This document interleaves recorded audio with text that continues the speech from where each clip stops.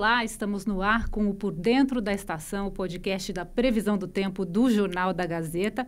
E sempre que esse programa está no ar é porque tem uma nova estação chegando. E sim, estamos na primavera, a partir do dia 23 de setembro.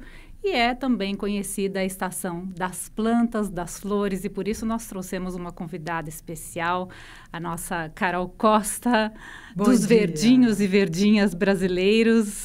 Bom dia. Muito obrigada pela presença, Carol. Muito obrigada pelo convite, vai ser um prazer imenso estar aqui com você. Eu estava lendo aqui a sua bio, né? Você é jornalista, paisagista, jardineira, professora, idealizadora do Minhas Plantas. Como é que essa história da transição da sua carreira começou? Eu sou jornalista por formação, como você. Trabalhei 15 anos em jornal, revista, né? Fiz muitas coisas, fiz assessoria de imprensa, house organ. E depois de eu ter passeado por vários formatos e vários temas, revista feminina, caderno de turismo, fiz um leque bem grande. Trabalhei muitos anos na área de educação, trabalhei na área de cultura. Eu comecei a perceber que mesmo mudando de área e, às vezes, mudando de veículo ou de empresa, o jornalismo, aos poucos, foi apagando uma luzinha dentro de mim. E, naquela época, eu não sentia ainda um chamado para a planta. Ela era o meu hobby, sabe? Em casa eu tinha algumas plantinhas no parapeito da janela, eu tinha algumas plantinhas na sala, mais matava do que conseguia fazê-las crescerem. Então, à medida que o jornalismo foi se apagando dentro de mim e eu comecei a ter uma sensação de vazio, uma sensação bem assim de falta de propósito, uma depressão, uma dificuldade de sair da cama e uma tristeza para ir trabalhar, ao mesmo tempo eu fui mudando a pergunta. Por que eu estou me sentindo assim? É a pergunta que todo mundo se faz quando está numa situação dessas. E eu falei, se eu parar de perguntar isso e perguntar de outro jeito, o que eu posso fazer que faz a minha luz interior brilhar? O que eu posso fazer que eu faço por horas seguidas, sem perceber o tempo passar? Uhum. Aquilo que me deixa tão entretida, tão plena, que eu nem percebo que está anoitecendo. E aí veio uma resposta muito sutil, assim, lá no meu coração, dizendo que era mexer com planta. E esse mexer com planta, eu sempre brinco que deveria ter a profissão mexista. Porque a gente nunca vem com esse pedido, tipo, quero ser jardineiro, quero ser paisagista. A gente vem com mexer com planta sem saber muito bem como é que vai ser esse trabalho. Então, isso foi em 2012. Aí eu comecei a dar espaço para esse desejo. Consegui, né, sair da empresa em que eu trabalhava com algum dinheiro guardado, e os 2 primeiros anos foram muito difíceis, porque de sites falando de jardinagem só tinha um além do meu, que era bem mais técnico.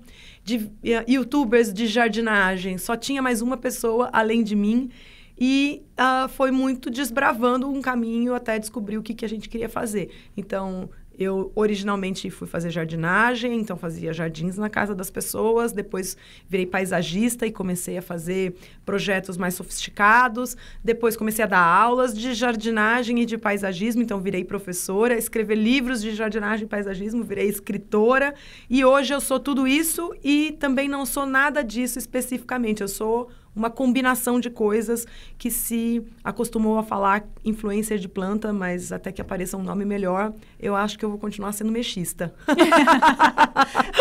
E eu ia fazer um trocadilho bobo aqui, quando você começou tudo era mato, então, né? Sim. E eu tava lá de plantão, esperando uma oportunidade dessas. Carpindo terreno. De plantão, jornalismo de plantão. Agora, você mencionou essa falta de propósito, e acho que na sua jornada com esses 32 mil alunos, 2 milhões de seguidores no YouTube, 780 mil seguidores no Instagram, você se deparou com muita gente com essa mesma busca que a sua, né? Sim, e isso me deixa muito feliz. As pessoas gostam mais de planta, né? Essas daqui são dela, tá? Ela trouxe da casa dela para este programa. Isso mesmo. Maravilhosa. É a jiboia e a... Esse é um cingônio. Esse é um cingônio que já está começando a ficar mais maduro. O cingônio é uma planta que ele gosta de mudar de jeito. Então, quando ele é jovem, ele tem uma folha parecida com a do antúrio, sabe? Uhum. Uma folha quase em forma de coração. E ele é mais claro. ele é quase branco. À medida que ele vai crescendo e que ele vai se escorando numa árvore, subindo, ele vai ficando com um aspecto completamente diferente. As pessoas acham, inclusive, que é outra planta. Ele vai ganhando asinhas, ó, como você vê aqui, tá vendo? O formato dele é completamente diferente. Se você pegasse uma folha mais perto da terra, no chão, ele seria... Eu achei que a coloração escura fosse por causa da falta de luz. Não, ele vai ficando mais escuro e primeiro ele fica com 3 folhinhas, então ele fica trilobado, como a gente diz. E depois ele vai ficando com 5, que esse aqui seu já tá ficando com 5, tá vendo? Ele é bem adulto. Sim. E aí, quanto mais ele escora na árvore, vai subindo, maiores as folhas ficam e com um aspecto mais maduro. Isso é resultado de podas, assim. Não vou jogar fora, não vou descartar, não vou... Até porque estão vivíssimas, né? Isso não é um cadáverzinho de planta, né? Uhum. Isso daí é uma planta vivíssima. Não à toa tá enraizando, né? E o Minhas Plantas começou em que ano? O Minhas Plantas começou em 2012, originalmente como uma revista digital. Uhum. Já que eu era uma revisteira, né? Já que eu fazia jornalismo, ele ainda nasceu com um pezinho no jornalismo. E aí, aos poucos, ele foi virando uma agência. Então, hoje a gente tem uma escola de jardinagem e paisagismo associada ao Minhas Plantas. A gente tem os canais, né, nas redes sociais, onde a gente ensina a cuidar melhor das plantas, dá dicas para quem quer cuidar por prazer, por hobby, mas também para quem quer trabalhar com isso. Empreender. Né? Exatamente. Quem quer fazer, como eu, transição de carreira, que hoje é mais comum do que na época que eu fiz. A gente também produz livros, né? Então, esse é o nosso primeiro livro produzido 100% por nós. As outras publicações minhas são todas junto a editoras. De bolso, né? Sim, é um livro de bolso, chama Paisagismo de Bolso, é uma coleção. Esse daí é todo focado em folhagens, então em plantas que a flor não é propriamente o aspecto principal. Tem um pouco de tudo. Tem planta carnívora, tem orquídea. E isso aqui, por exemplo, é uma orquídea, acredite se quiser, né? Então, é uma orquídea cuja flor não é tão atrativa, mas olha que folhagem linda, né? Com essas nervuras verde-limão. É uma planta muito exuberante, é uma novidade. Vocês vão começar a encontrar essa planta em gardens e floriculturas por aí muito em breve. Ele tem frente e verso, então são 100 plantas ao todo, 50 de cada lado. E a ideia é que fosse tão fácil escolher uma planta para sua casa, para o seu escritório, para o seu home office, quanto é escolher a tinta da parede. Já achei, eu tenho essa aqui também. Begônia maculata. Maculata. Então, e aí muita gente fala assim, eu tenho essa planta, mas não sei o nome. Não sei cuidar. Não sei quanto de água põe. Não sei quanto de sol precisa. Não sei se o vaso está num tamanho bom. Então, essas informações estão meio rápidas aí, para você ter uma noção do tamanho que ela fica e saber o tamanho do vaso, quanto de água põe. Isso tudo faz parte da ficha. E ela me surpreendeu porque ela dá flor, né? Dá flor. Comestível. Ah, não sabia. Sim, é meio azedinha, assim, meio com um gosto de... como se fosse amora. Sei. Sabe? Que não é docinha, né? É meio que delícia, azedinha. Não sabia. Se faz geleia com flor de begônia. De begônia maculata. Uhum. E ela não é a nativa, né? Tem uma nativa, né? A begônia maculata é nativa do Brasil, mas essa que tá aí na foto, e provavelmente a que você tem na sua casa, é uma planta que passou por melhoramento genético no exterior e quando vem para cá, ela vem com, como vamos falar assim, com royalties, entendeu? Então, ela é diferente da planta que você vai encontrar nesse Brasilzão afora. E onde a gente acha esse livro? Esse livro só hoje, né, só nos Gardens, que são nossos parceiros, e também na nossa lojinha na Amazon. Tá. Minhas Plantas, procura lá na Exatamente. Amazon. Só escrever Minhas Plantas que vai achar a gente facilmente. Agora, são 10 livros, né?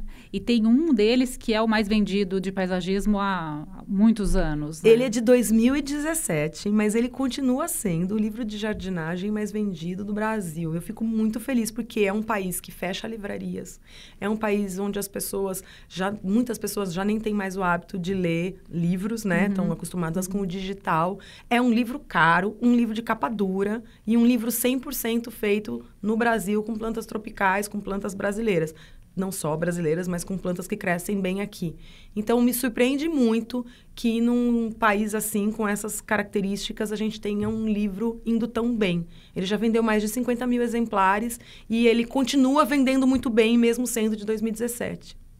Incrível, incrível, porque é mesmo o resultado do seu trabalho, da exposição, mas desse interesse enorme que existe, né? E eu estava falando com você da questão da falta de propósito e eu queria retomar essa questão, né? Dos seus seguidores, das histórias que você encontrou pelo caminho, né?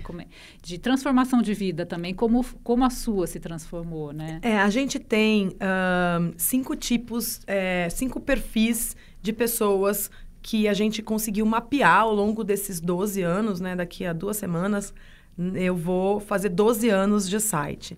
Então, ao longo desse período, a gente criou alguns perfis que sempre conversam com a gente.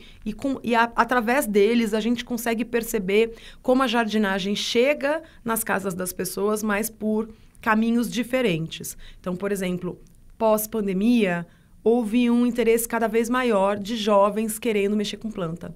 De pessoas que ficaram muito isoladas durante a pandemia e que, de alguma maneira, quiseram se conectar. Então, começaram a ter uma plantinha na mesa de trabalho, ou no parapeito da janela, ou no quarto, ou na varanda. E aquilo, né, o bichinho do verde vem, te morde, e aquilo vai ganhando um espaço cada vez maior na sua vida e uma simbologia muito importante. Para quem é mais jovem, a planta permite que você se desconecte um pouco das redes sociais, que você saia da frente do celular por alguns minutos, que você desligue o computador ou a televisão e que você esteja 100% concentrado em algo que é sutil, que é frágil e que te permite uma conexão com algo maior do que todos nós, né? Com uma natureza, uma coisa que é ancestral para a gente.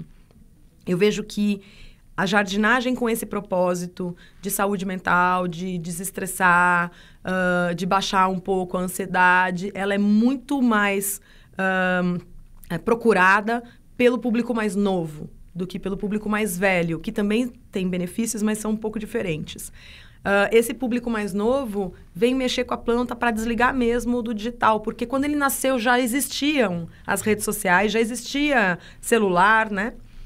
O público mais velho, não. O público mais velho, às vezes, se sente muito só, né? Muito longe da família, sem ver os netos, longe dos filhos. Os filhos estão trabalhando e esse público, às vezes, já está aposentado. E, então, a planta, ela é uma companheira, né? Então, é menos de você estar longe das redes e mais de você ter alguém com quem conversar até, né? Muita gente fala com as plantas. Você ter um propósito que te puxe de uma depressão, que te puxe de um apagamento. Então, nos jovens, a planta vem para desestressar. Eles estão... e a planta faz... Nos mais velhos, é o contrário. Eles estão apagadinhos, eles estão tristonhos e a planta vem para acordar. Aí eles ficam felizes quando tem uma flor ou quando um pé começa a produzir fruto. Então, dá uma energia diferente. Minha mãe me escreve praticamente toda semana com fotos das coisas que ela está colhendo na hortinha dela. E uma reconexão, às vezes, até com a infância, com morar longe da cidade grande ou ter jardim em casa, que hoje é tão incomum, principalmente nos grandes centros, né? Subir em árvore, né? Subir em árvore. Total. E essas são memórias que o público mais jovem não tem. Esse público já nasceu em apartamento, né? Então, é mais comum que as pessoas mais velhas, e aí eu estou me incluindo nisso também, tá? Elas tenham essa infância mais livre, mais em contato com o quintal, mais lá fora, né? Nem que não seja na sua casa, mas foi na casa dos seus avós ou na casa dos seus pais.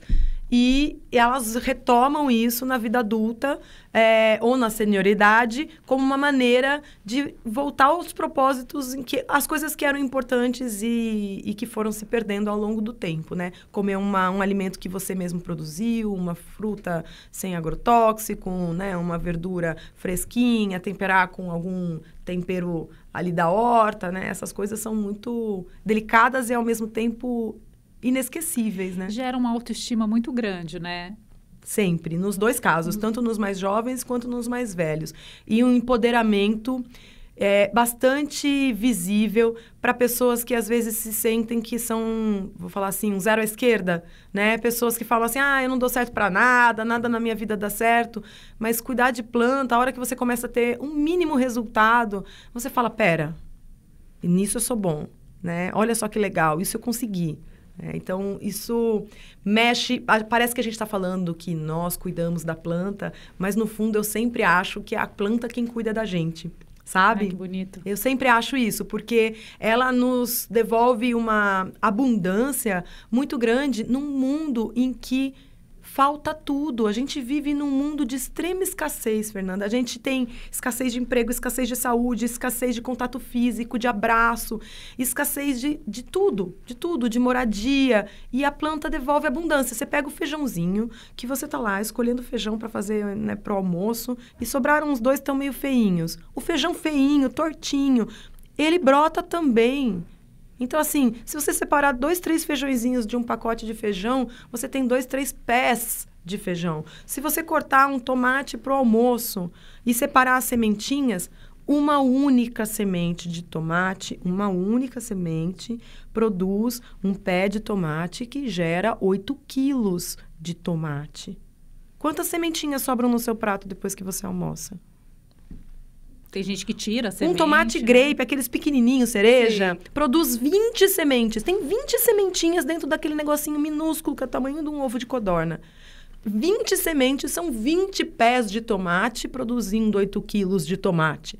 Não tem como essa força representada naquela cápsula minúscula do tomate cereja, de alguma forma, não se transferir, né? Exato. Aquele exemplo dessa força, né? Você olha para aquilo e você fala, cara, o mundo tá tão duro e difícil. Olha essa ternura, olha essa pequena poesia acontecendo. E não é num vasão, não é para quem tem, assim, fazenda. É no pote de sorvete, a pessoa bota terra no pote de sorvete, sabe? É no copo de iogurte, é nos cacarecos que a gente tem em casa, na lata de tinta, sabe? É no balde que quebrou a alça. Então, você consegue plantar mesmo sem ter plantas, porque as pessoas esquecem que o nosso maior garden center é a despensa. Você pode começar com um grão de feijão, com milho de pipoca. Se você pegar milho de pipoca, até o milho do pacotinho. Ele é uma semente, ele germina. Ele germina? Sim. O truque só é você deixar o punhado de milho de molho na água. Ah, mas Carol, é o milho do pacotinho com tempero. Germina. Não é incrível? Eu acho que isso é o mágico da planta, sabe? Você pode fazer brincadeiras com seus filhos pequenos, inclusive. Você põe de molho na água alguns grãos e deixa de um dia para o outro, porque o milho vai hidratar e hidratado ele germina mais depressa. Depois você escorre e planta. E aí eu dou vários truques, porque assim, como eu vim do jornalismo, eu passei 4 anos da minha carreira de jornalista, eu falo da minha vida anterior, eu passei 4 anos focada em revistas populares. E foi um grande desafio depois de ter trabalhado durante tanto tempo na área de educação e cultura, porque você precisa aprender a falar coisas complexas de um jeito simples. Então, eu trouxe esse jeito de me comunicar para a jardinagem. Então, eu vou falar de coisas difíceis de explicar, adubação, preparo de solo, granulometria e tudo mais, sem usar nenhuma dessas expressões complicadas. Então, a pessoa que está com o milho que deixou na água e que vai plantar, qual é a grande dificuldade de quem começa a plantar a partir de semente? As pessoas não têm paciência para a semente ter o tempo dela de germinar. Algumas sementes do feijãozinho são muito rápidas. Não à toa, quando a gente é criança... É o trabalho da escola, né? Exatamente. Por que escolhe o feijão? Porque ele é muito rápido, né? Se você tem 6, 7 aninhos, você não vai ter tanta paciência assim. Por que é o feijãozinho no algodão? Porque o algodão consegue manter a planta úmida sem encharcar. Então, você percebe que não é o feijãozinho na água, porque ele apodreceria. É o algodão que vai funcionar ali como a fralda do nenê, né? Vai manter a semente seca, mas uma umidade ali que vai favorecer também. Mínima, né? Aí, o que acontece? Ele penetra ali no algodãozinho, o algodãozinho é um substrato, né, meio fofinho, então a pessoa consegue ver o começo, né, da vida da planta. Agora, você em casa, você se lembra de ter colhido o feijão do algodãozinho? Porque todo mundo fala, plantei feijão no algodãozinho na escola, né? Mas você não colheu, né? Por quê? Porque depois a gente abandona esse projeto. Então, não abandone, não plante no algodãozinho, mas não abandone. Pega um punhado de terra. Não tem terra na tua casa? Usa borra de café. É melhor que algodãozinho. Enche uma vasilha com borra de café. Minha casa bota açúcar na borra de café. Pode pôr com açúcar. Não vai juntar formiga. A menos, sei lá, que você exagere muito. Vai fazer uma meleca lá de borra de café, deixa mais soltinha, mais sequinha que der, né? Põe numa bandeja para tomar sol e secar um pouco. E aí você vai plantar seus feijõezinhos ou o milho da pipoca nesse material. É melhor plantar em substrato, na terra que compra no garden ou na floricultura, até no supermercado. Mas não tendo, vai na borra.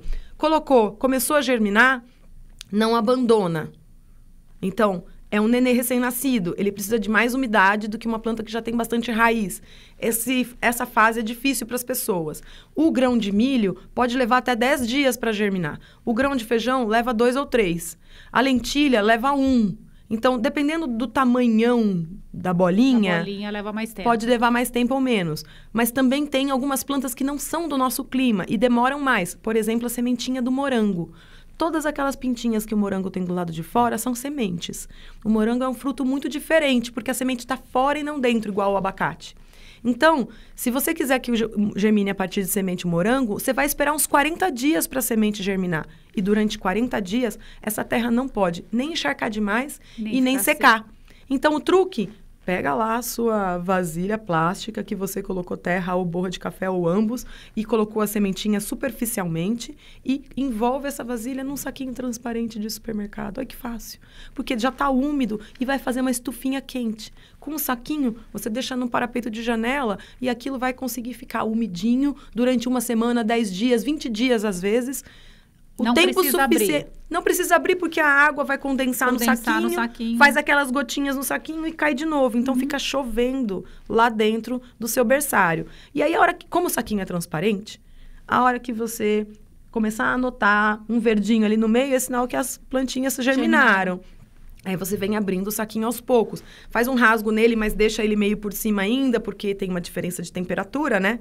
É igual tirar o nenê recém-nascido lá da maternidade. Então, ele estava lá no quentinho, né? Num ambiente todo protegido. Você não vai levar no o nenê... No dia mais frio do ano, você abre sai com ele e leva sem roupinha, né? Então, você vai abrir o negócio lá, pode espetar um palito de churrasco, o saquinho fica meio fofo assim por cima e começa a ter uma troca de temperatura. E aí, no dia seguinte, você pode tirar. Aí, a partir daquele momento, é você quem vai ter que ajudar aquela mudinha a se desenvolver. No que elas começaram a ficar mais ou menos desse tamanho, né? Metade de um lápis, você já pode passar uma por uma para o local definitivo. Ai, Carol, mas eu não tenho muito espaço. Então, planta só uma sementinha, um pezinho só nesse pote de sorvete, que ele não é o ideal, mas vai dar para o seu feijão crescer um pouco. Dá para você colher pelo menos flor. Flor de feijão também é comestível. Nem sabia que dava flor. Olha só o vexame aqui. A flor de feijão não só é comestível, como ela é bonitinha e, além de tudo, ela é doce. Porque tem algumas flores que são comestíveis, mas são muito ruins. Rosa, por exemplo, é comestível. Mas, pessoal, não é amarga, super amarga, entendeu? Sorvete de rosa. Aí se você quiser, pelo aroma, beleza. Mas a pétala é amarga. Então, a do feijão não. A do feijão é comestível, é pequenina, produz muitas flores num pé de feijão e ela pode servir de enfeite numa salada, mas ela é agradável de comer crua, né? Bem docinha. Gente, todo mundo agora plantando... milho de pipoca e feijão. Feijão e milho lentilha de pipoca. Também dá, grão de bico também dá. Ervilha também dá, desde que a gente esteja falando do alimento que está no saquinho seco, né? Não na lata. A própria planta germinada você pode comer, né? O broto de feijão, Pode, né? pode. Broto de feijão, pode comer todos esses, a gente chama eles de microverdes. Então, você semeia bastantão, bem pertinho um do outro, e deixa crescer para ficar mais ou menos com 2 dedos, 3 dedos de altura, aí já dá para comer. Que delícia.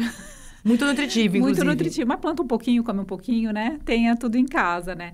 Você falou da pandemia e a gente ouviu muito falar desse boom dos verdes na pandemia. Em 2020, na primavera de 2020, eu fui para Olambra. E tava assim, tinha uma parte de terra arrasada, das flores de corte, né? Tudo fechado ainda, né? Todo mundo de máscara, tudo. Mas um dos produtores que eu visitei, ele estava fazendo aquele lírio da paz. E ele falou que faltou planta. Faltou planta no mercado, assim, porque eles ficaram naqueles meses fechados, depois o setor pôde reabrir, mas eles, né, não sabiam um pouco de como seria, né? Então, plantar para depois perder, ter que jogar fora de novo, né? Então, é mesmo essa vontade de olhar para a sua casa e ver que você mora num quarto branco, né? E muita gente virou os olhos para a própria casa no home office, né? Você tem também duas questões. Uma, os gardens conseguiram uma autorização para abrir, para seguirem abertos durante a pandemia, porque eles vendiam insumos agrícolas. né? Então, vendiam adubo e coisas assim para o agronegócio. E aí, enquanto tudo estava fechado, os gardens estavam abertos e, obviamente, as pessoas estavam enlouquecendo dentro de casa e, às vezes, iam até um garden, pelo menos, para dar uma refrescada na cabeça, tomando todos os cuidados, máscara, álcool gel e tudo mais. A outra questão é que aumentou a oferta de plantas dentro dos supermercados. Então, os supermercados passaram a ser o primeiro grande ponto de venda, mais do que os gardens, até porque a liminar para os gardens funcionarem veio um pouco depois. Mas os supermercados não fecharam, né? Então, esse abastecimento, a pessoa ia até o supermercado para comprar víveres, né? Para comprar papel higiênico, que foi uma grande crise. Álcool em gel. Álcool gel e também comida, né? E acabava voltando com uma planta de lá. E foi muito simbólico isso, especialmente papel higiênico. Eu não sei se você lembra no começo da pandemia que tinha algumas pessoas, assim, que imbuídas do mais tenebroso egoísmo, elas compravam estoques de papel higiênico. Uhum. E aí, naquela época, eu falava, pessoal, em vez dessa escassez, usa o rolinho do papel higiênico que você tem na tua casa para fazer um vasinho com ele, um porta-mudas. E você consegue produzir mudas com o que você já tem. Não saia da tua casa para comprar planta, você já tem uma porção de coisas na sua despensa que podem servir de ponto de partida para você plantar e se entreter.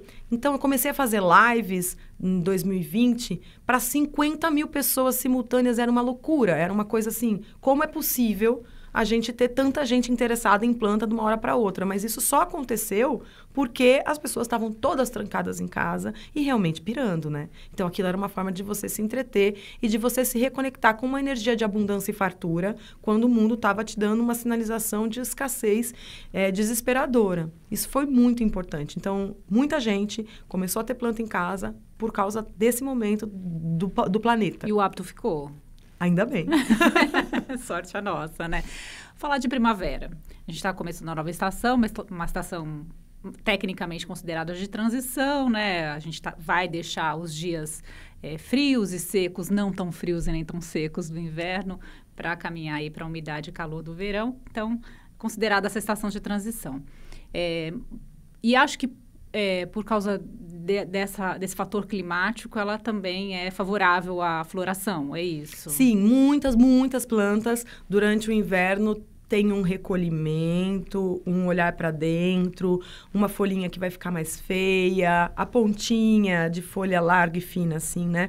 A pontinha queima, elas ficam às vezes amareladas. Algumas espécies super dramáticas perdem completamente as folhas, os caládios, por exemplo, né? Eles perdem completamente as folhas e você acha que a planta morreu, mas embaixo da terra ela está esperando o inverno passar com uma estrutura especial que armazena água e nutrientes para ela não morrer, que é o bulbo dela, né? Quando começam as temperaturas a subirem, quando você vai vendo uma umidade no ar mais frequente, estou falando do nosso clima tropical, né?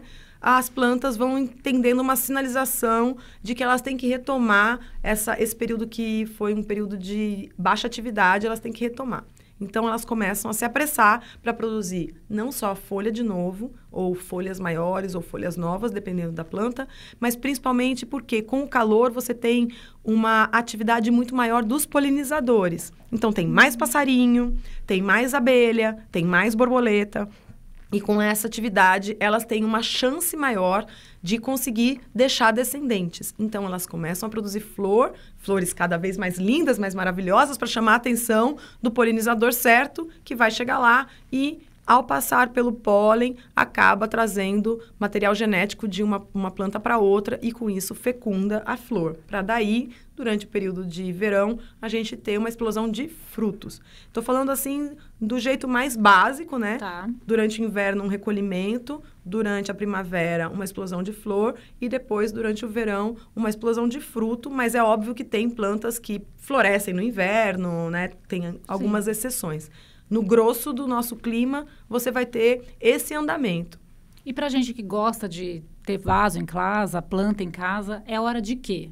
É hora de você dar uma podada em plantas que você não podou no fim do outono, começo do inverno. Então, para você dar uma renovada, vai ter muita planta que tá feia, tá com aquela cara daquele meme da ursa. Sabe o meme da ursa que hibernou e ela sai assim da caverna, A planta sabe? tá Assim, Então, é possível que você tenha que dar um trato ali em algumas plantas que passaram um inverno sofridas. Então, elas vão estar com folhas amareladas, vão estar com rasgos, com manchas. Ou então, o mais comum de tudo, né? Nos meses que estavam mais seco o ar, né? E o ar estava realmente pegando a garganta, assim. Você vai ver uma queimadura, né? Secou tudo, ficou barulho de papel. Barulho de papel queimado, assim. Então, você pode tirar toda essa parte que está feia. Dá uma renovada. Aproveita principalmente a primeira lua minguante que tiver ou a primeira lua nova, que a planta se recupera um pouco mais depressa do que se você fizer isso numa lua cheia. Então, dá uma boa podada, que aí ela vai vir uma rebrota mais vivaz, assim, e vai se preparar melhor para a floração e a frutificação. Outra coisa é que quem não tem o hábito de adubar no inverno, as pessoas às vezes acham que como a planta não está fazendo nada, é melhor nem dar comida. Mas não, era bom ter dado. Quem tem o hábito de não ter adubado no inverno, precisa retomar uma rotina de adubação agora na primavera, especialmente se você quer flor e fruto.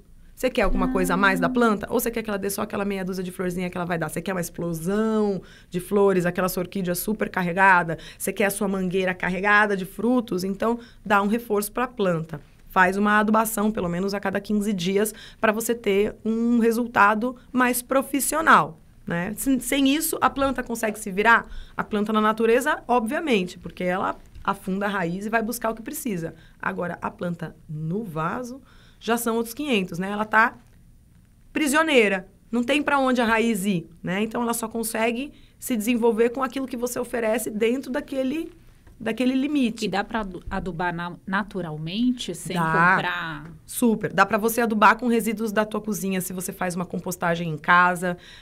Eu tenho vários vídeos ensinando a fazer uma coisa chamada papa de liquidificador, que você vai bater nos resíduos casca de fruta, verdura, legume, talinho de alface, a batata que ficou feia num pedaço, o tomate que esmagou na sacola de compro, casca do ovo. Você vai botando essas coisas no liquidificador, bate com água, vira uma gororoba e você pode colocar isso superficialmente nos vasos. É um adubo cru, ele não está processado, ele vai ser processado ali no vaso e no canteiro. Então, é preciso colocar um pouco de palha por cima, porque senão enche de mosquitinho, né?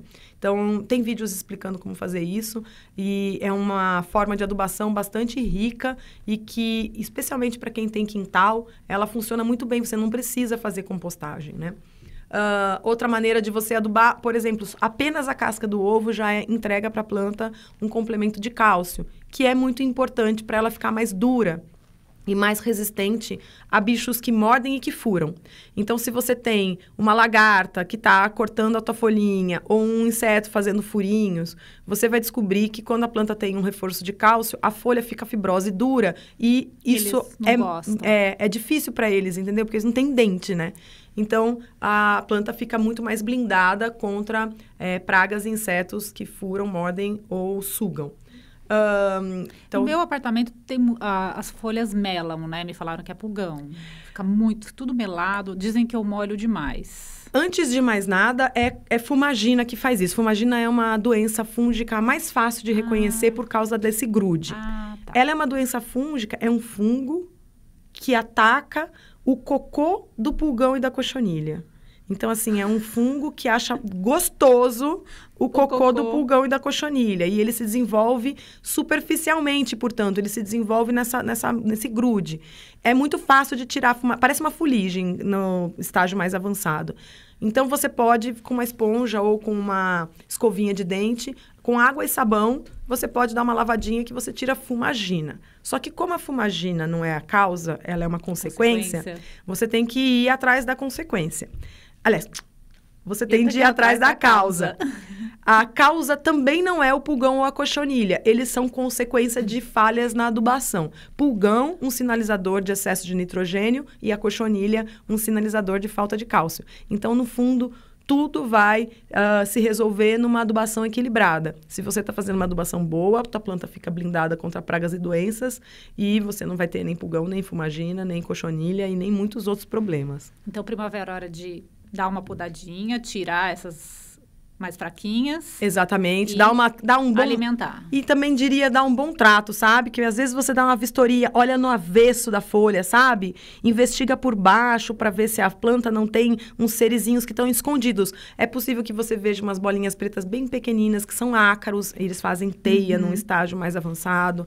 É possível que você veja um ralado, que é um sinalizador de falta de enxofre. É possível que você veja no avesso que as cochonilhas estão na parte dura, no cabinho, como se fossem umas verruguinhas pretas. Sua planta está super saudável, mas é possível. Então, pense como uma praga, né? Olhe onde você se esconderia. E aí, esses são os lugares. Palhinhas, às vezes na orquídea fica uma casquinha, assim, de uma folha mais seca, e você pode puxar a palhinha delicadamente, investigar se não tem uma mela branca ali, que é cochonilha.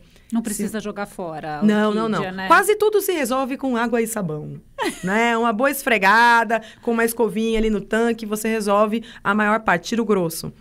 O restante age em duas frentes. Dar o adubo certo e, ao mesmo tempo, fazer essa fiscalização com mais regularidade. Você mencionou a orquídea, tem algumas celebridades, né, da jardinagem, né, digamos assim, né? Phalaenopsis é a orquídea mais vendida no país inteiro. Ela é uma celebridade. E entre as plantas, cactos, samambaias, amiocucas e ficus suculentas. Isso segundo uma pesquisa do Ibraflor, Instituto Brasileiro de Floricultura. São algumas das plantas mais vendidas. O ficus, por exemplo, está aqui. Tem algumas espécies dele. Esse daqui é uma novidade.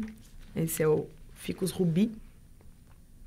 Essa é uma planta que ficou famosinho. Lirata, né? Também está aqui. Os ficus são árvores enormes, né? E que elas conseguem chegar a 30 metros de altura se você plantar no chão.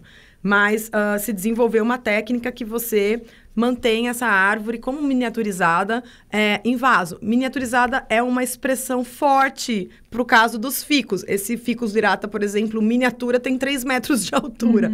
Mas como a árvore tem 30, então você percebe que ele está bem pequeno. Essas são plantas que demonstram uma tendência muito interessante no paisagismo, coisa dos últimos 5, 7 anos. A gente vinha vindo para um movimento de miniaturização, de potinhos cada vez menores e de plantinhas pequenas. E depois da pandemia, um pouco antes dela, mas principalmente depois, ficou muito mais forte uma tendência de maximização. As pessoas têm procurado mais uma planta grande que, tipo, já é a floresta da sua casa, entendeu? Então, os vasos ficaram maiores, as plantas ficaram maiores, as árvores com mais cara de árvore mesmo e não de um arbusto pequeno. O mercado também assumiu tripés, suportes para elevar essas plantas do chão, para deixá-las como um todo maior. Então, tudo bem, você não tem espaço para uma planta de 3 metros, mas você tem espaço para uma planta de 1 em cima de um suporte de 2. E criar essa configuração de floresta urbana um pouco, né? Exatamente. Outra coisa que é uma tendência e que esse livrinho também ajuda a reforçar é uma procura, principalmente do público mais jovem, por folhagem. Acabou que flor virou uma coisa dos nossos pais e avós e folha do pessoal mais novo. Então, a ideia do Urban Jungle é uma ideia de ter mais folhagem na sua sala, na sua casa, do que flor. Então, é um olhar de vou valorizar uma planta que tem um rajado bonito, que tem um recorte interessante nas folhas, que parece ter sido pincelada, ou então que tem uma folha que é colorida. Isso tudo faz uma diferença gritante no paisagismo, porque a flor, ela é muito passageira, né? Sim. A folha não. Então, quando você tem um projeto que está bem montado do ponto de vista de folhas com texturas, formatos e cores diferentes, tamanhos diferentes, ele é muito mais perene, te dá uma sensação de prazer maior ao longo do ano do que somente o projeto focado em flor, que você tem que ficar renovando quando está sem flor. E a flor precisa de sol, né? Também temos esse problema, embora tenha algumas flores de sombra, de sombra. Antúrio, por exemplo, ciclamen, o lírio da paz. Tem alguma tendência da gente se voltar mais para nossa vegetação e deixar um pouco de lado o que vem de fora? Tem uma tendência de se investigar melhor as plantas nativas, mas eu vejo que o mercado precisa vir junto. O público já tem esse interesse, mas os produtores ainda focam muito na planta que está com um script completo de cultivo em produção. Então, a begônia maculata é um caso clássico. Ela é nativa do Brasil, só que ela só explodiu quando os holandeses criam uma versão melhorada dela, vendem a patente dela para o país inteiro, não só o Brasil, mas outros países, né? Então, ela é disseminada nas feiras internacionais para outros lugares. Ela vem para o Brasil com um script. Na fase jovem, aduba desse jeito, tanto de água, tanto de sombra. Então, ela vem com um manual de instruções para o produtor. E as plantas nativas, elas não têm nenhum tipo de script, não tem nenhum manual de como é que você cultiva. Não esses de produção, tá? Tô falando o de fábrica, né? Tá. Então, o que acontece? Você não pode chegar numa mata, catar uma nativa e levar para uma produção. Primeiro tem isso, né? Tem leis que protegem. Muito menos para sua casa também. Também né? não faça isso na sua casa. Você vai ter que ter alguma maneira de ter essa genética pelos caminhos legais e ainda ter um respaldo de como é feito esse cultivo técnico para que ela, então, possa ser produzida em larga escala e chegue nas casas das pessoas. Então, a gente ainda entende que tem um desejo das pessoas, mas ainda uma dificuldade de produção. Que é tecnológica. Diria que é fabril. É um problema de desenvolvimento em larga escala. Mas existem muitas plantas que são nativas do Brasil, já são vendidas de larga forma e as pessoas não sabem. Vou dar um exemplo bem clássico, que inclusive leva o nome do Burle Marx. Tem uma calateia, chamada Calatheia Burle Marx, que é uma planta nativa do Brasil, que já é comercializada até em supermercado e que muita gente não se lembra que ela é nativa. As pessoas falam, eu quero exemplos de plantas nativas. Tá, essa é. E é muito comum, né? Muito comum.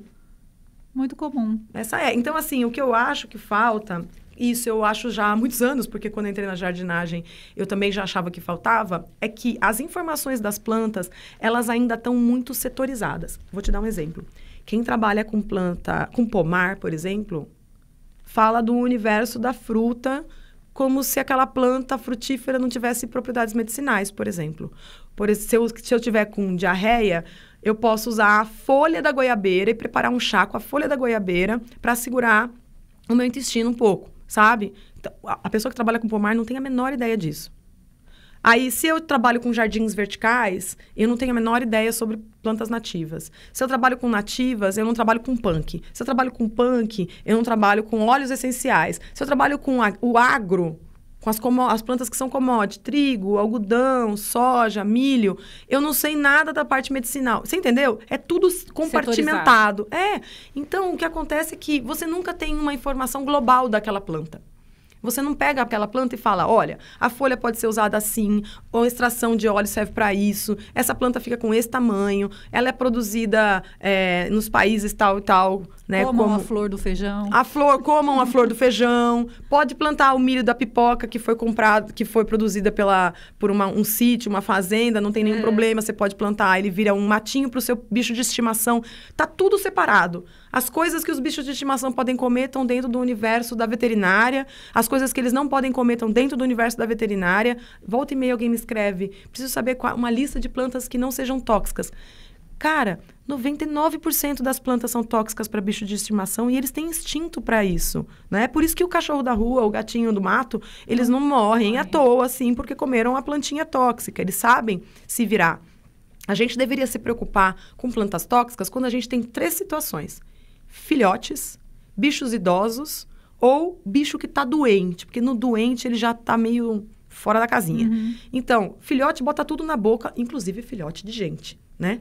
Nenezinho, bota tudo na boca, até coisas estranhas. Se você tirou da ninhada, é seu papel. Você tem que dar uma olhada, né? Bota num cercadinho, se você tem muita planta em casa e ele não tá acostumado com elas ainda, acabou de chegar o bichinho na tua casa, um gato ou um cachorro, você põe num cercadinho, tem um monte de cercadinhos móveis, igual você faz aquele cercadinho para nenê quando ele tá começando a engatinhar. Ou tira a planta e leva para um lugar. Ou bota a planta no alto, bota num gancho no teto, bota num suporte na parede, porque tá tudo bem, você não precisa olhar para as plantas com medo. Essas duas aqui em cima da mesa são tóxicas teoricamente, mas para o bicho morrer ou passar muito mal porque ele mastigou essa planta, tem um longo caminho, porque elas são desagradáveis na hora que morde. Elas têm uma série de cristalzinhos de oxalato de cálcio que pinicam a boca. Geralmente ele morde e cospe, né? Então, assim, eu quero todo mundo plantando, mas eu não quero que as pessoas entrem na jardinagem com medo. O medo não tem nada a ver com a jardinagem. O medo, ele é um assassino de jardineiros e jardineiras. Ele imobiliza você num universo que você não vai acessar essa abundância da planta. Então, esse tipo de produto e também os meus outros livros, eles estão aqui para te dizer formas de você ter planta, mesmo que você tenha bicho de estimação, mesmo que você tenha criança pequena, mas formas de você ter planta na sua casa sem medo, conectada com essa energia de fartura, conectada com uma planta que vai segurar poluentes que tem dentro da sua casa, que vai ajudar a segurar a poeira que vem da rua, que vai disfarçar uma coluna, uma viga, uma estrutura na sua casa que você ache feia, ou então que vai trazer uma coisa bonita porque a paisagem é cheia de fio, de poste, de prédio, ou ainda que vai deixar o seu ambiente um pouco mais úmido. As plantas têm uma série de ofertas para nós, seres humanos, e que deveriam ser suficientes para ela estar dentro de casa. Produzem perfume, produzem flor, produzem alimento para a gente. Então, afasta o medo e abraça o verde buscando informação. E aí, seguir por pessoas e por profissionais que estão preocupados em investigar essas informações para trazer com você e não em qualquer vídeo maluco que vê no YouTube e que fala para passar maionese na folha e umas coisas meio malucas, sabe? Muito legal. Queria que você repetisse de novo como acessar esse conteúdo. A gente mostrou o livro novo da Carol aqui várias vezes, mas tem muita gente que escuta apenas, que não vê as imagens. Então, o livro é Coleção Paisagismo de Bolso, Folhas, da Carol Costa, no @minhasplantas, todas as informações lá. Isso. Canal do YouTube, Instagram. Se vocês quiserem escrever pra gente no Instagram Folhas, eu já deixo preparado uma resposta com um link para vocês. Só entra no meu Instagram e escreve Folhas no direct. Pronto. Que legal. Muito obrigada, Carol. Eu que agradeço. Pela sua participação, por essa entrevista tão legal, esclarecedora. Muito obrigada mesmo. E a gente, então, vai ficando por aqui, Por Dentro da Estação. Queria fazer um agradecimento a toda a equipe que trabalhou nesse programa. Então, apresentação e pauta, vou agradecer a mim mesma. Beijinho novo. Produção Maria Isabel Campos Melo, equipe técnica Gisele Sartini e Marina Orfali. A gerência de jornalismo é da Valesca Quintela. Até a próxima estação.